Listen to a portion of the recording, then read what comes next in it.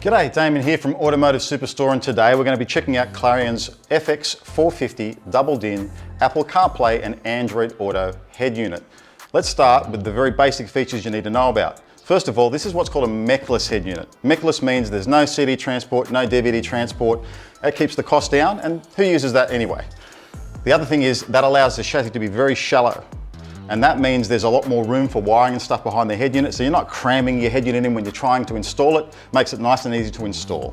Besides that, it's got 4x50 watts maximum of internal amplification. In real world terms, it's about 22 watts RMS, which is great for modern cars with reasonable noise floors. If you've got something loud like a convertible or a truck or something like that, maybe consider an aftermarket amplifier to add to this, but 22 watts RMS is enough for most applications.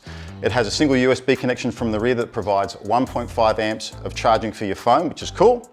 It also has front, rear and subwoofer outputs with 3 volts RMS of signal voltage. Why is that good? Well, the higher the signal voltage, the lower the noise floor in the car, because you can turn the input sensitivities on your amplifiers down.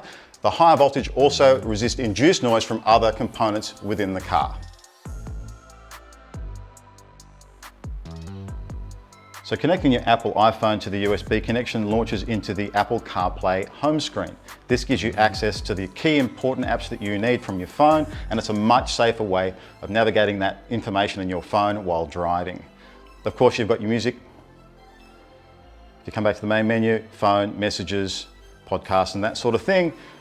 Apple Maps is the default map that you'll get on the front page, but if you swipe across, you'll have Google Maps and Waze and other navigation apps. You also get WhatsApp and things like digital radio apps, which is a good cheap way to get digital radio in your car. Come back across and hit the Clarion logo and it'll launch into the unit's own main menu and give you access to its own settings.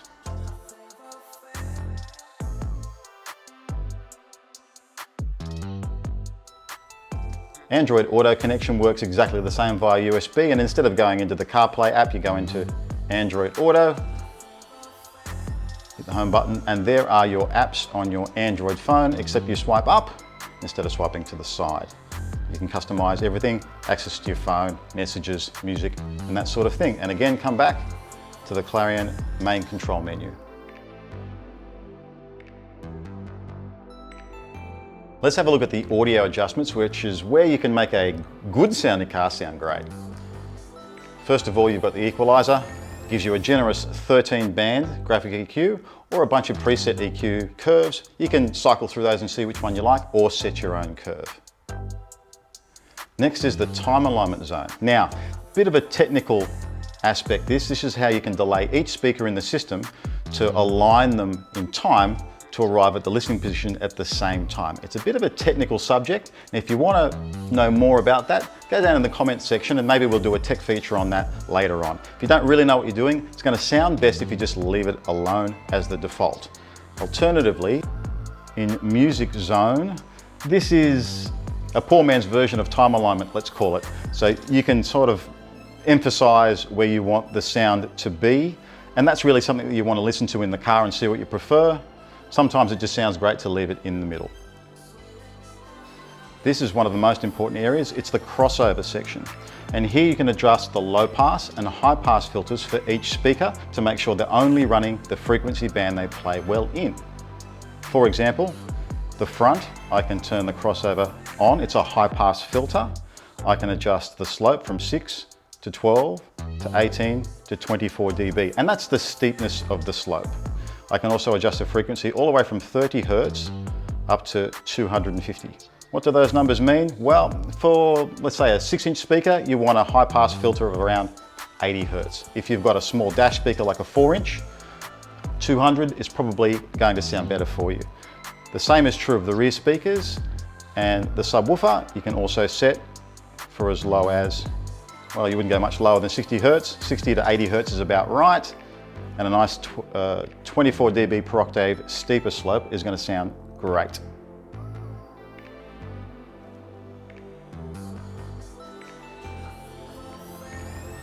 Coming down in the menu, we'll find bass boost.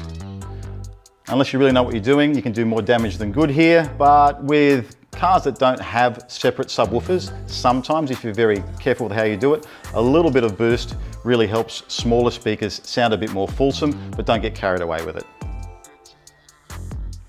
Lastly, we have source gain. I really like this feature. What it is every single source that you've got, you can set the default volume level. And sometimes when you switch between radio or Bluetooth or the music on your phone to radio again, the levels between those aren't quite consistent, and you can adjust that here so there's a smooth transition from source to source. That's a great feature.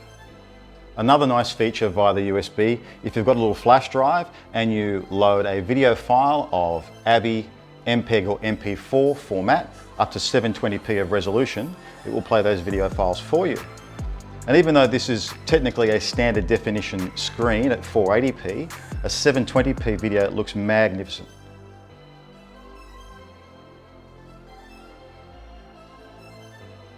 So there you have it, the Clarion FX450 head unit. A great little head unit for the price, and it gives you everything you really need to get started in CarPlay and Android world. If you want to see us review any other head units, go ahead and put a comment below, down there somewhere. While you're at it, hit subscribe and like. Why not? See you next time.